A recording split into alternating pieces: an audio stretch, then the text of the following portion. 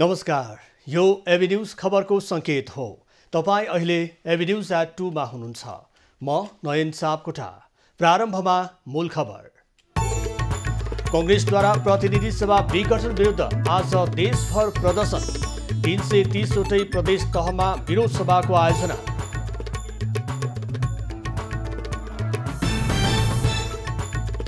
विभाजित नेकपालाई एकै ठाउँमा आउन वामदेवको आह्वान। पुनः एकीकरणका लागि दबाब दिन कार्यकर्तालाई आग्रह।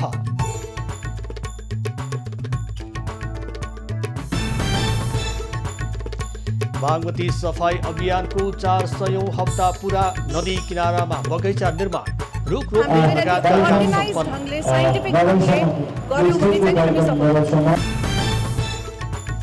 भारतको महाराष्ट्र स्थित एक अस्पतालमा आगो लाग्दा 10 शिशुको मृत्यु, 7 शिशुको सुरक्षित रूपमा उद्धार।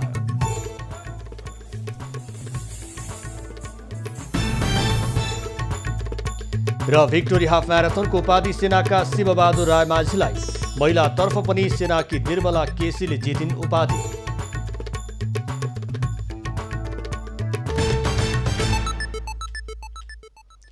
अब खबरको सिलसिला प्रारम्भ गरौं कांग्रेसद्वारा प्रदर्शन सम्बन्धी प्रसङ्गबाट।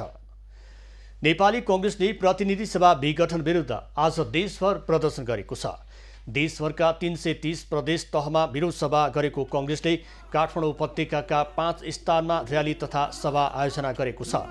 चाबहिल, बानेश्वर, भृकुटी मण्डप लगायतका स्थानमा कांग्रेसले र्याली तथा सभा गरेको छ। बानेश्वरमा आयोजित सभालाई सम्बोधन गर्दै कांग्रेस नेता प्रकाशमान सिंहले प्रधानमन्त्री केपी ओलीले असंवैधानिक कदम सच्याउनुको विकल्प नभएको बताए।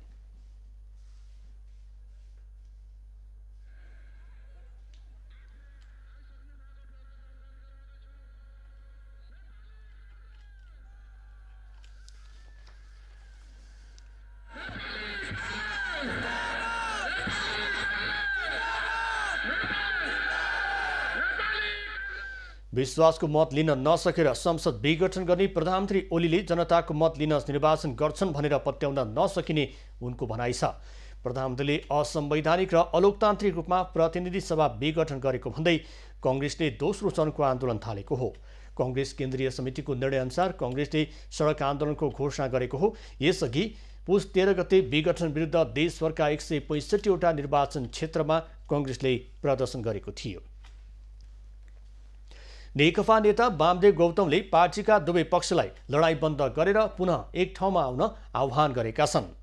शनिबार एक विज्ञप्ति जारी गर्दै नेकपाका उपाध्यक्ष समेत रहेका गौतमले कार्यकर्तालाई पार्टी पुनः एकीकरणका लागि शीर्ष नेतालाई दबाब दिन आग्रह गरेका हुन्।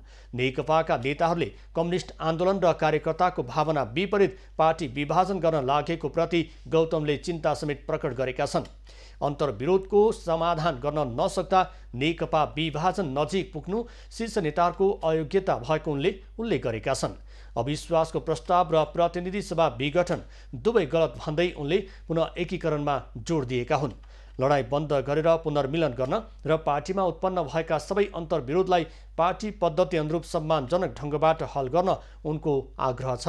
गौतमले सरकार सञ्चालनको एउटा कार्यकाल पूरा नहुँदै र पार्टी एकीकरणको 3 वर्ष पनि व्यतीत नहुँदै नेकपा विभाजनबाट छेदविच्छेद हुने दिशातर्फ अग्रसर हुनु अत्यन्त दुःखद र पीडादायी भनेका छन्।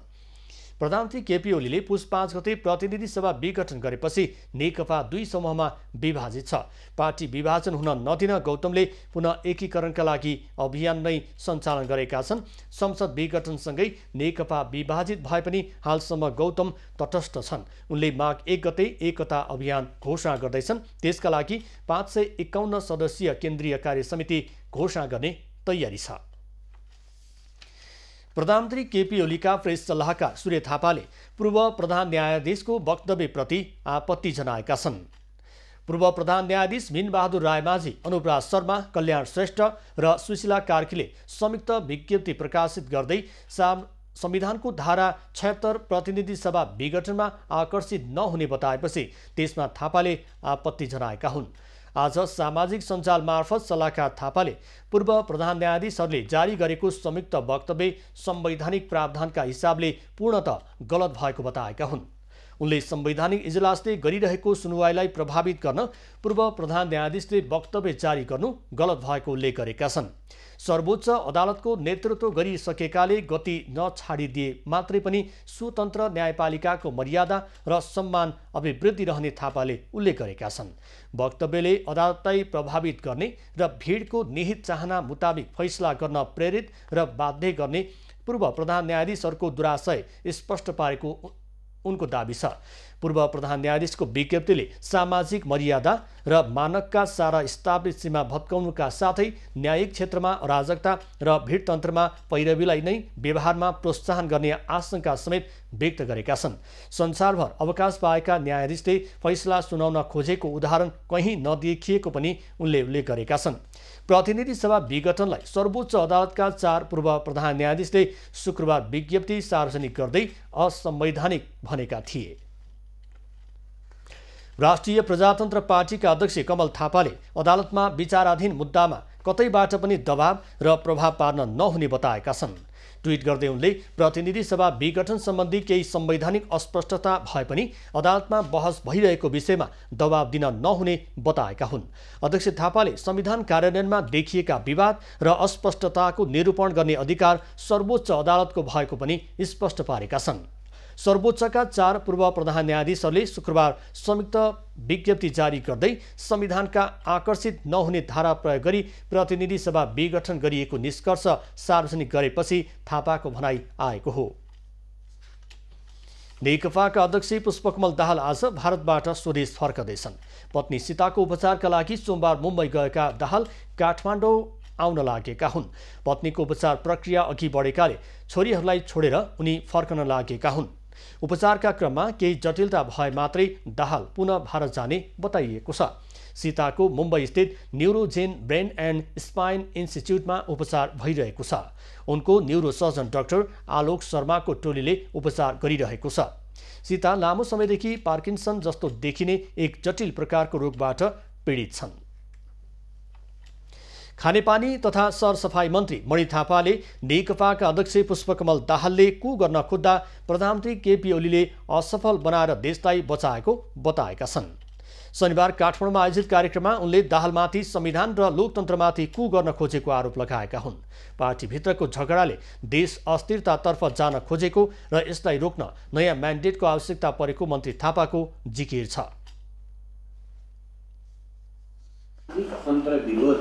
नेपालको संविधान अनुसार अथवा हाम्रो पार्टीको विधान अनुसार र हाम्रो पार्टीको म्यान्डेट भन्दा बाहिरबाट जनताले चुनेको प्रधानमन्त्रीलाई बहुमत प्राप्त प्रधानमन्त्रीलाई पार्टीभित्रैबाट कु गर्न कोसिस गरिसकेपछि हामी कुलाई रोजेका होइनौँ कि हामीले आम जनतामा बीचमा गएर फेरि नयाँ जनमत लाई आधार बनाएर देशलाई स्थायित्वतिर लानको निम्ति हामीले संसद विघटन र नयाँ निर्वाचनको घोषणा गरेका हौँ।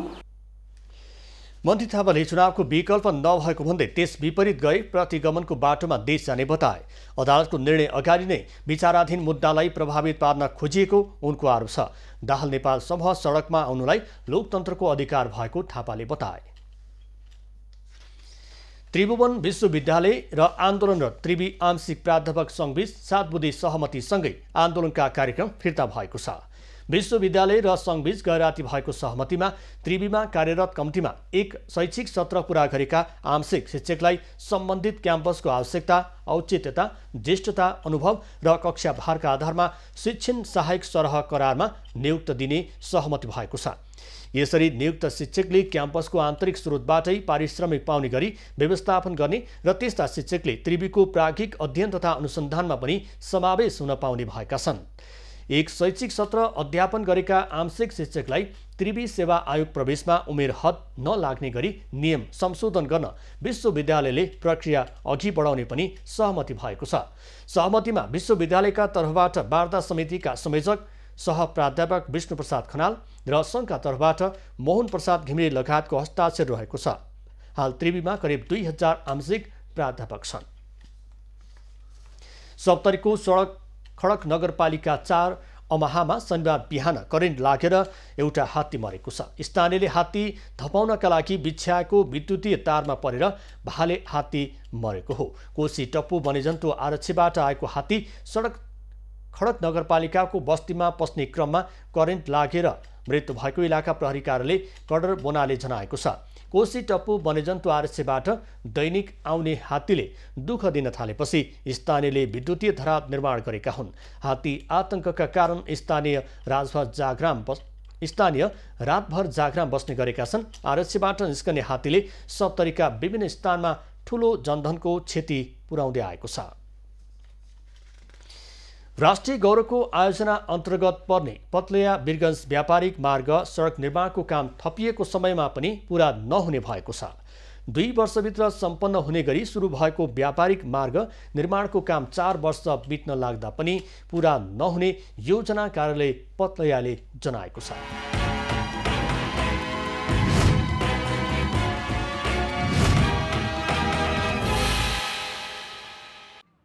पथलैया बिरगञ्ज 6 को लेन व्यापारिक मार्गको काम 5 नम्बर निर्माण कम्पनीले अपेक्षा अनुसारको गर्न नसकेपछि निर्माणको काम थपिएको समयमा पनि पूरा नहुने आयोजना कार्यालय पथलैयाले जानकारी दिएको हो। 8 भागमा विभाजन गरेर छुट्टा छुट्टै 6वटा व्यवसायलाई काम गर्ने जिम्मा दिएको यस आयोजनामा सिमरादेखि जितपुरमा रहेको आर्मी क्याम्पसम्मको निर्माणको जिम्मा पाएको 5 नम्बर ठेकेदार शर्मा युनाइटेड एन्ड बिल्डर्सको अपेक्षा अनुसार काम गर्न नसकेको कारण आयोजना ढिलो भएको हो। कार्यालयले पटक पटक ताकेता गरे पनि कामको गति बढाउन नसकेको तर प्रतिबद्धता दिने गरेको व्यापारिक मार्ग आयोजना कार्यालय पथलैयाले जनाएको छ। सडक विभागका महानिर्देशकले 5 नम्बर ठेक्काका 3 जना व्यवसायीलाई बोलाएर कुरा गरेपछि उनीहरू 1 हप्तामा कामको गति अगाडि बढाउन तयार भएका छन्। महानिर्देशकज्यूको अध्यक्षतामा सडक विभाग काठमाडौँमा मिटिङ बस्यो र त्यहाँ चाहिँ 3टै पार्टनरहरूलाई शर्मा युनाइटेड र दिवाको मेन पार्टनरलाई बोलाएर त्यहाँ चाहिँ छलफल भइसके पश्चात उहाँहरूले हप्ता दिनमा नतिजामूलक हामी कार्य गर्छौं भनेर प्रतिबद्धता जनाउनु भएको छ।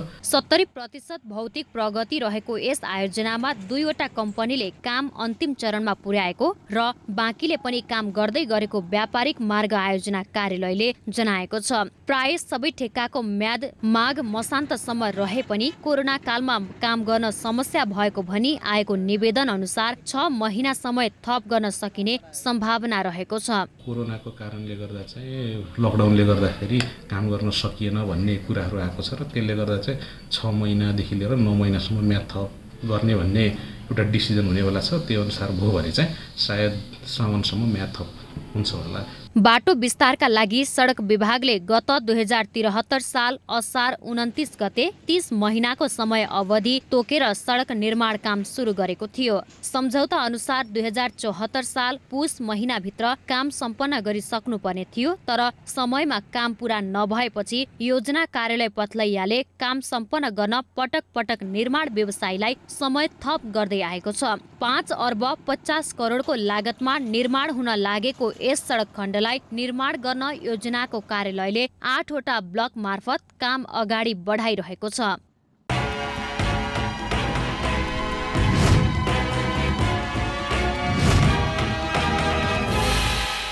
अब बाँकी खबर। बागमती सफाई महाअभियानको 400 हप्ता पुगेको अवसरमा शनिबार विशेष कार्यक्रम गरिएको छ। 2070 जेठ 5 गते तत्कालीन मुख्य सचिव लीलामणि पौडेलको नेतृत्वमा सुरु भएको बागमती सफाई महाअभियानको शनिबार 400 हप्ता पुगेको हो। स्वच्छता हाम्रो पहिचान, सरसफाइमा हाम्रो योगदान नारा दिएर बागमती सरसफाई सुरु भएपछि अहिले बागमती सफा र दुर्गन्ध रहित बनेको छ। शनिबार फोहोर मैला व्यवस्थापन संघले बागमती सरसफाई महाअभियानको 400 हप्ता पुगेको अवसरमा काठमाडौँको मिन भवनमा विशेष कार्यक्रम गरेको छ। कार्यक्रममा बागमती सरसफाई अभियन्ताहरूले नदीमा फोहोर फाल्न हुँदैन भन्ने जनचेतना फैल्याउनु मुख्य कुरा भएको बताएका छन्।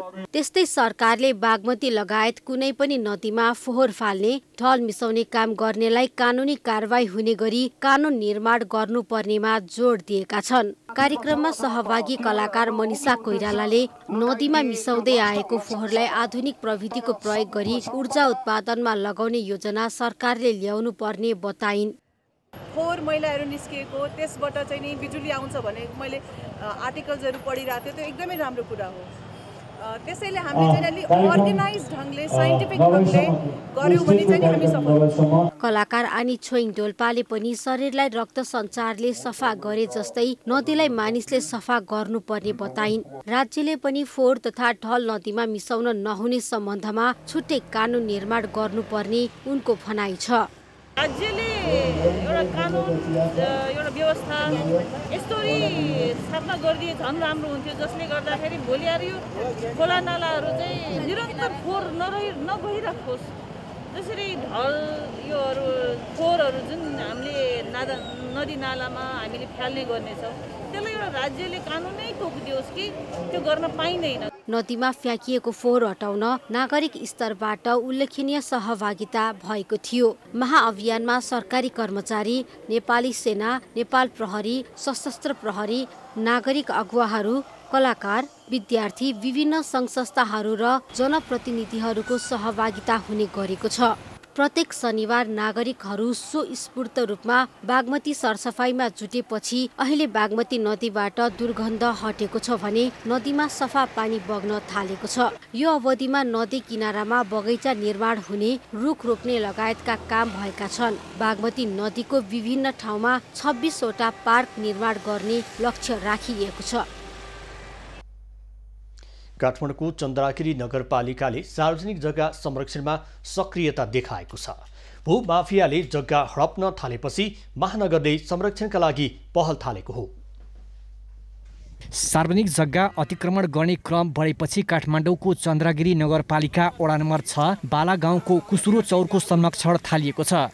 चौर अतिक्रमण हुन थालेपछि जग्गा संरक्षणमा नगरपालिकाका सम्बन्धित वडा र स्थानीयवासी सक्रिय भएर लागेका हुन्। नगरभित्र रहेका सार्वजनिक जग्गा भूमाफियाले हडप्ने, साथ सीमाका जग्गा धनीले चेप्दै जाने क्रम बढेपछि संरक्षण थालिएको नगरले जनाएको छ। सार्वजनिक जग्गा संरक्षण गर्न चन्द्रगिरी नगरपालिका 6 को बाला गाउँ बहेरीमा रहेको सार्वजनिक जग्गा संरक्षण गरी सीमाङ्कन गर्ने योजना नगरपालिकाले बनाएको छ। वडा नम्बर 6 को कुसेरो चौर संरक्षण उपभोक्ता समिति गठन गरेर भएको सार्वजनिक जग्गा संरक्षणमा लागेको हो। कुसेरो सार्वजनिक चौर संरक्षण अन्तर्गत सीमाङ्कन गर्ने छ। सीमाङ्कन पछि त्यसपछि अनि एउटा सानो चाहिँ मल्टिपर्पज टाइपको कभर हल खेल्न पनि मिल्ने, अनि चाहिँ कुनै अब बिहा वर्धमानहरू केही कार्यक्रमहरू गर्न पनि मिल्ने। अहिले भएको सार्वजनिक जग्गामा सीमाङ्कन गरी संरक्षण गर्ने योजना समितिको छ।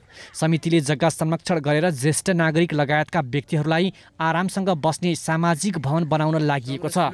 संरक्षित जग्गामा वृक्षारोपणको योजना पनि छ। सार्वजनिक जग्गा चाहिँ संरक्षण गरिसकेपछि यसलाई पछाडि बच्चा-बच्ची वृद्धहरू चाहिँ उनीहरूलाई चाहिँ यहाँ एउटा बगैँचा जस्तो बनाएर उनीहरूलाई चाहिँ मनोरञ्जन दिने, टाइम पास गराउने। पछाडि यहाँ सार्वजनिक जग्गाको लागि पछाडि हामीले विभिन्न प्रयोजनलाई पनि प्रयोग गर्न सक्छौँ। यस चौरलाई हामीले एउटा वातावरणको उसको लागि चाहिँ साइडहरूमा बोडी बिरुवा रोप्ने र सामाजिक यो वातावरण अलिकति राम्रो प्रदूषणलाई हटाउनको लागि त्यसले नै काम गर्ने हुने र अहिले चाहिँ हाम्रो नगरपालिका वडाबाट जम्मा 10 लाख रुपियाँ र सरन्दामा 2 लाख 33 आएको छ। त्यसले चाहिँ हामीले अहिले सीमाङ्कन गर्दैछौँ। धार्मिक पर्यटकीय क्षेत्र मातातीर्थकै नजिकै रहेको सार्वजनिक जग्गा संरक्षण गरी सामाजिक भवन बनाउने योजनामा नगरले पनि साथ दिएको छ। सार्वजनिक जग्गा संरक्षण र सीमाङ्कनका लागि नगरपालिका र वडा कार्यालयले 5-5 लाख बजेट विनियोजन गरेका छन्। स्थानीयले 2,33,000 रुपैयाँ जम्मा गरेका छन्। राजेश चन्द्र राज भण्डारीको रिपोर्ट। माघे संक्रान्ति पर्व नजिकिएसँगै बजारमा चहल पहल बढेको छ। व्यापारीहरू पर्व अनुसारको सामग्रीको बिक्रीका लागि जुटेका छन्। यति बेला तरुल, सखरखण्ड लगायतका सामग्रीले बजार तताएको छ। विभिन्न पर्वहरूमध्ये माघे संक्रान्ति पर्वको महत्त्व पनि छुट्टै छ। माघे संक्रान्तिमा तरुल, सखरखण्ड, पिँडालु जस्ता कन्दमूलको विशेष महत्त्व रहेको छ। माघे संक्रान्ति आएसँगै बजारमा चहल पहल बढेको देखिन्छ। अहिले बजारमा तरुलको व्यापार बढेको छ। बजारमा तरुल, चाकु, तिलको लड्डु लगायतका सामग्री किन्नेहरूको भिड देखिएको छ। पहिलाभन्दा त अहिले ठिकै छ, सङ्क्रान्ति लाएर अलि राम्रै भइरहेको छ। त्यसै लकडाउन खुकुलो भएपछि चलपल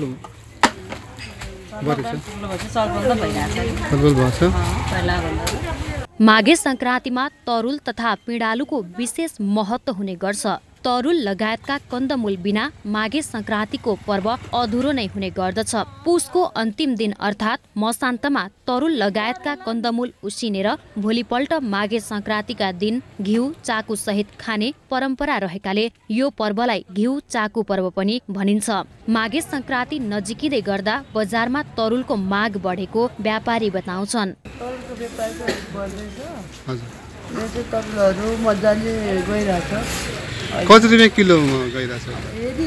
माघे संक्रान्तिमा तरुल बढी खपत हुने हुँदा संक्रान्तिलाई लक्षित गरेर तरुलको व्यापार गर्ने गरेको व्यापारीको भनाइ छ। संक्रान्ति आउन 4 दिन बाँकी नै छ, अहिले अलि त्यतिखेर होला व्यापार, अब अलिअलि हुँदैछ बिस्तारै। लकडाउन खुकुलो भएपछि व्यापार बजारमा सबैभन्दा बढी सिमल तरुलको बिक्री हुने गरेको व्यापारी बताउँछन्। अहिले तरुलको मूल्य प्रति केजी 70 देखि 150 रुपियाँसम्म बिक्री भइरहेको छ। काठमाडौँमा खपत हुने तरुल 90% भन्दा बढी नेपालकै उत्पादन रहेको व्यापारीहरू बताउँछन्। तरुलको महत्त्व माघे संक्रान्ति पर्वसँग जोडिएको हुनाले यसको व्यापार ह्वात्तै बढेको छ। राजेश चन्द्र राज भण्डारी, काठमाडौँ। प्रदेश 1 को भौतिक पूर्वाधार मन्त्रालयले सवारी लाइसेन्स परीक्षाका लागि लिने प्रयोगात्मक परीक्षाको जिम्मा निजी क्षेत्रलाई दिने निर्णय गरेको छ। सरकारले आर्थिक प्रलोभनमा परेर आफैले सञ्चालन गरिरहेको ट्रायल सेन्टर बन्द गरेर निजीलाई दिने निर्णय गरेको हो। मन्त्रालयले लिखित पत्र पठाएपछि यातायात व्यवस्था कार्यालय झापाले पनि ट्रायल सेन्टर छनौटको प्रक्रिया अगाडि बढाएको छ। प्रदेश 1 को भौतिक पूर्वाधार मन्त्रालयले सवारी लाइसेन्स परीक्षाका लागि लिने प्रयोगात्मक परीक्षा ट्रायलको जिम्मा निजी क्षेत्रलाई दिने निर्णय गरेको छ। सरकारले आर्थिक प्रलोभनमा परेर आफैले सञ्चालन गरिरहेको ट्रायल सेन्टर बन्द गरेर निजीलाई दिने निर्णय गरेको हो। मन्त्रालयले लिखित पत्र पठाएपछि यातायात व्यवस्था कार्यालय झापाले पनि ट्रायल सेन्टर छनौटको प्रक्रिया सुरु गरेको छ।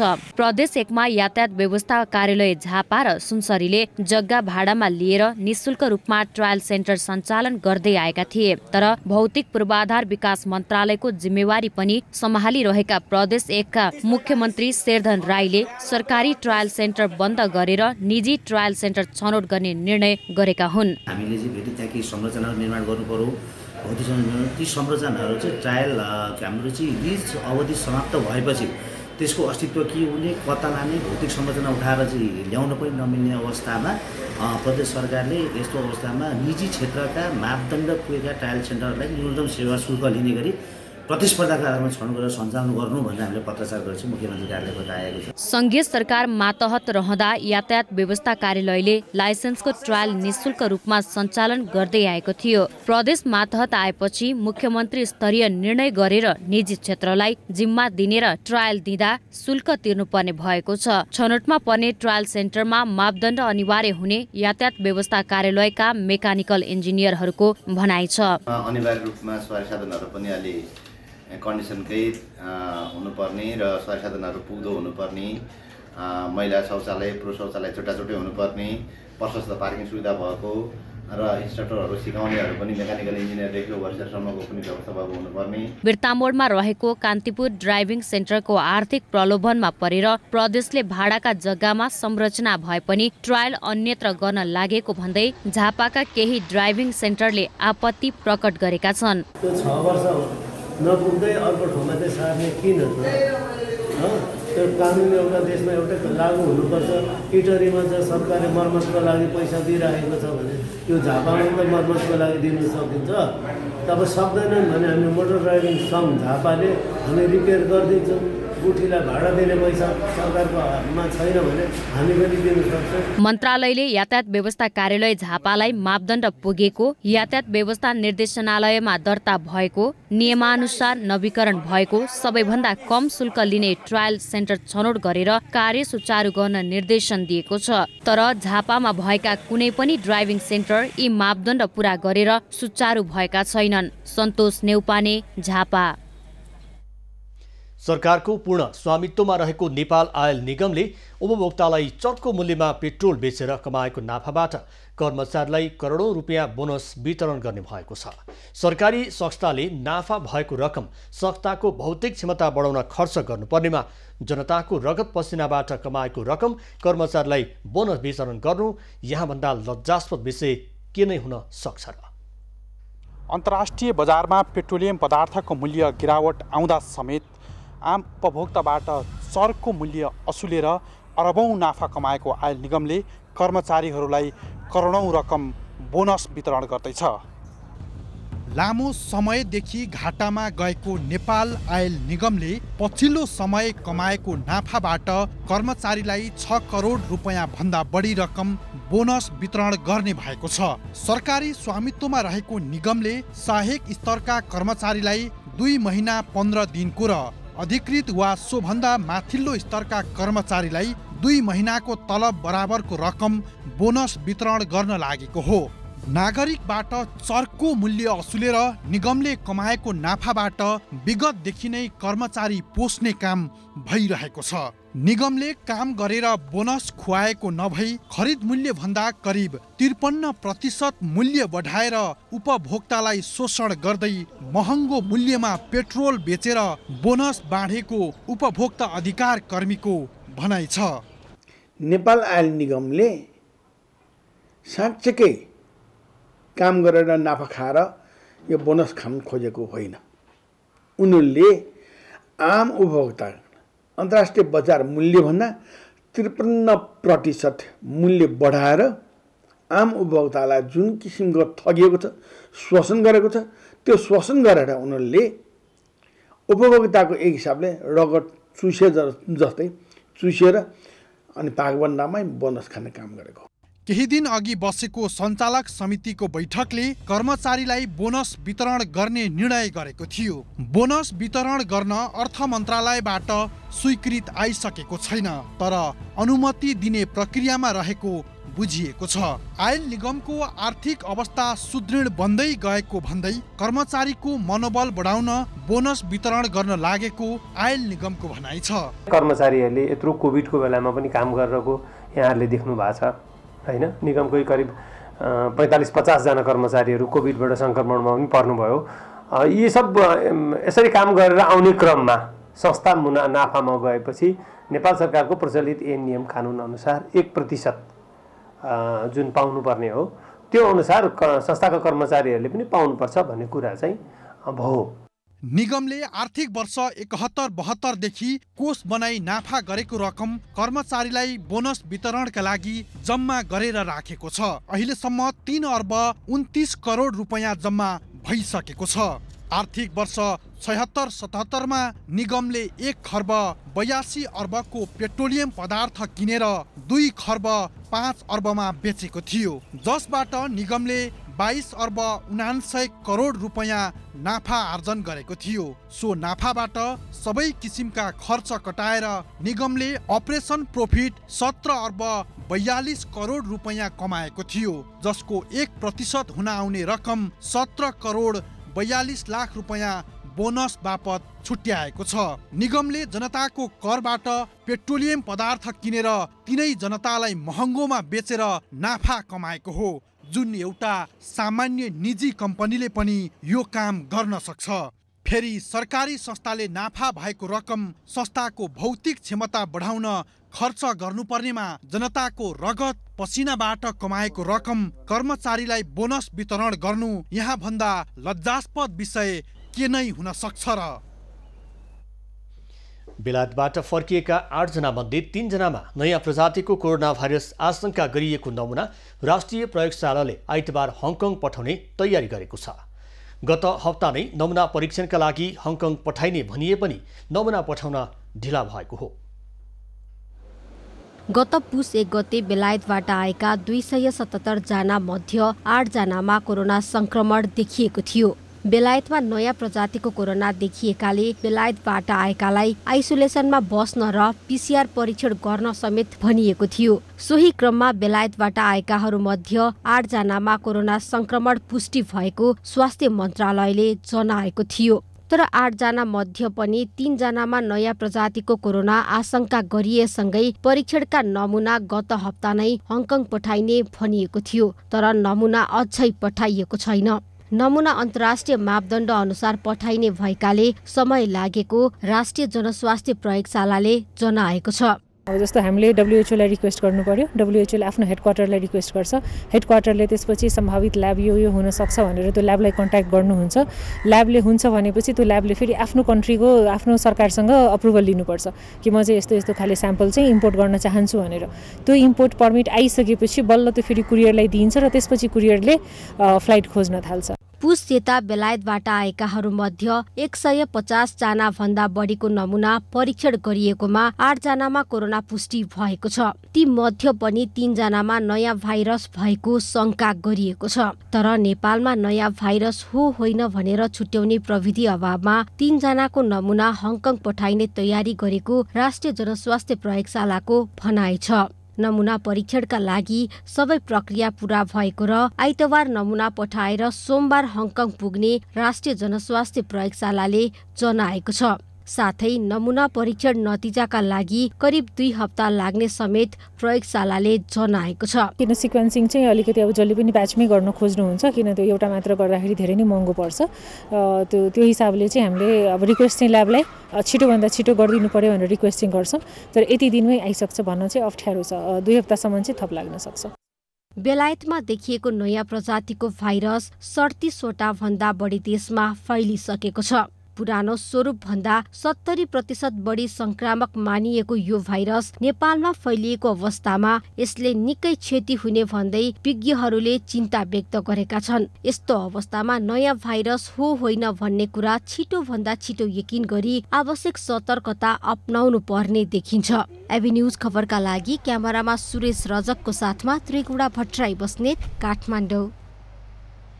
अध्ययन सुरु भएको करिब 25 वर्ष बितिसक्दा पनि अछामको बुढीगङ्गा जलविद्युत आयोजना निर्माणको काम अझै सञ्चालन हुन सकेको छैन। 20 मेगावाट क्षमताको आयोजनाको निर्माणका लागि 2052 सालदेखि नै अध्ययन थाले पनि काम सुरु हुन सकेको छैन। 20 मेगावाट क्षमताको बुढीगङ्गा जलविद्युत आयोजनाको निर्माणको लागि 2052 सालदेखि नै अध्ययन अघि बढेको हो। अस्ट्रेलियन कम्पनी स्मेक र नेपालको उदय कन्सल्टेन्सीले 25 वर्षपछि गत साउनमा विस्तृत परियोजना प्रतिवेदन DPR तयार गरे पनि निर्माण भने अझै सुचारू हुन सकेको छैन। जलविद्युत आयोजना निर्माणको लागि बाटो खुला भएको 6 महिना बितिसक्दा पनि अझै काम सुरु नभएपछि स्थानीय सरोकार मञ्चले चासो दिन थालेको छ।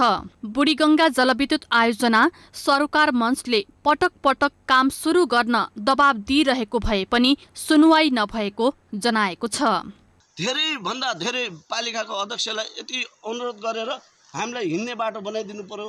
यो न आयोजनाले सुन्छ न यहाँका ठेकदारले सुन्छन्। अनि हामी आयोजनाको हाकिमसँग बारम्बार भन्छौँ, आयोजना टुरिस्टको हिसाबले वर्षको एकपल्ट यहाँ देखिन्छन्। कामको टुङ्गो नलागे पनि आयोजनाको कार्यालय सञ्चालनको लागि कर्मचारी नियुक्ति गरिएको पनि करिब 5 वर्ष लागेको छ। प्राविधिक तथा अन्य गरी 12 जना कर्मचारी अछामको कार्यालय कुर्दै बसिरहेका छन् भने 14-15 जना मुख्य कर्मचारीहरू काठमाडौँमा कार्यालय बनाई बसिरहेका छन्। आयोजना प्रमुखदेखि कर्मचारीहरू 25-30 जनाको टिम छ।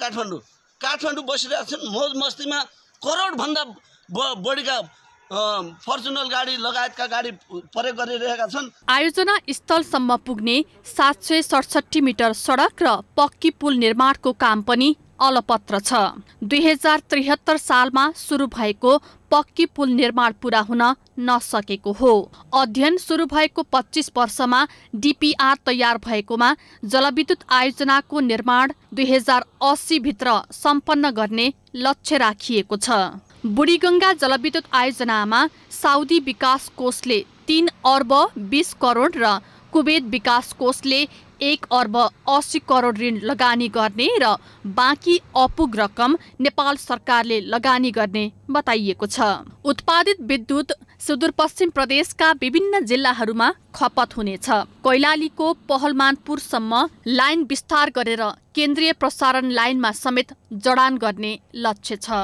अछामबाट दण्डीराज भट्टको रिपोर्ट। अब पालो एबी न्यूज एट स्पोर्ट्सको।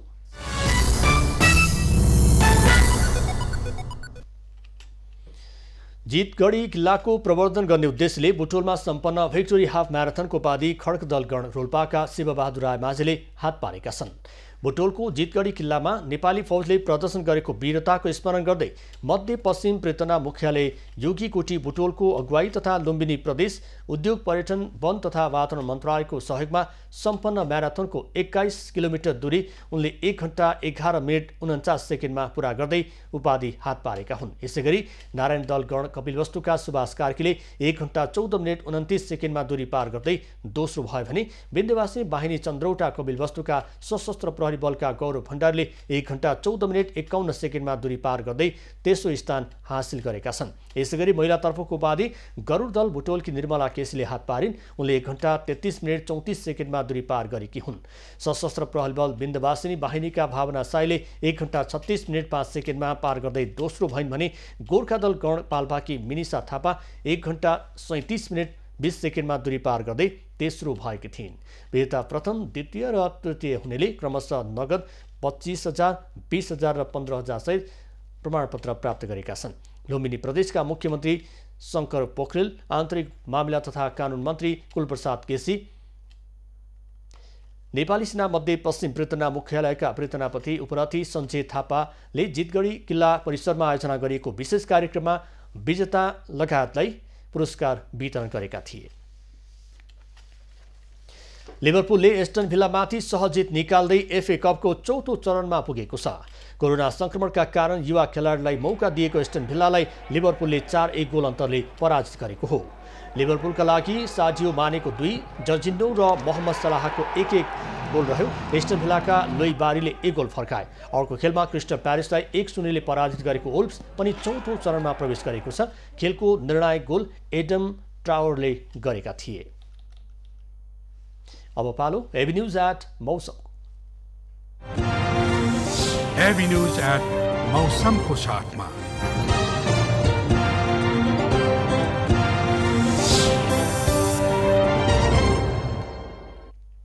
हाल लुम्बिनी प्रदेश लगायत पहाडी भूभागमा आंशिक बदली रही अन्य भूभागमा मौसम सामान्यतया सफा रहेको छ। अपराह्नपछि प्रदेश 1 र लुम्बिनी प्रदेशमा आंशिकदेखि सामान्य बदली रही अन्य भूभागमा मौसम सफा रहने जल तथा मौसम पूर्वानुमान महाशाखाले जनाएको छ। काठमाडौँ उपत्यकाको आजको अधिकतम तापक्रम 21 डिग्री सेल्सियस र न्यूनतम तापक्रम 5 डिग्री सेल्सियस बीच रहने अनुमान छ।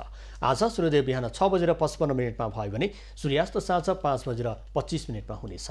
आज देशभरको मौसम कस्तो रहला त हेरौँ देशका विभिन्न स्थानको अनुमानित मौसमी अवस्था।